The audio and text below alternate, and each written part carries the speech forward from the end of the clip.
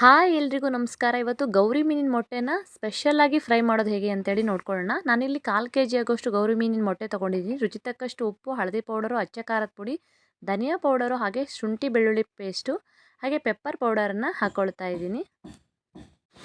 ಸ್ವಲ್ಪ ಲಿಂಬು ರಸ ಅಥವಾ ಹುಣಸೆಹಣ್ಣಿನ ರಸ ಹಾಕ್ಕೊಂಡು ನೀಟಾಗಿ ಮಿಕ್ಸ್ ಮಾಡ್ಕೊಳ್ಳಿ. ಎಲ್ಲ ಮಸಾಲೆ ಎಲ್ಲ ಹೊಂದೋ ಹಾಗೆ ಫುಲ್ಲು ಎಲ್ಲ ಮಿಕ್ಸ್ ಆದಮೇಲೆ ಒಂದು ಪಡ್ಡಿನ ತವ ತೊಗೊಂಡು ಅದು ಚೆನ್ನಾಗಿ ಕಾದ್ಮೇಲೆ ಆಯಿಲ್ ಬಿಟ್ಕೊಂಡು ಈ ರೀತಿಯಾಗಿ ಹಾಕ್ಕೊಳ್ಳಿ. ನೋಡಿ, ಒಂದು ಸೈಡ್ ಎಲ್ಲ ಬೆಂದಿದೆ.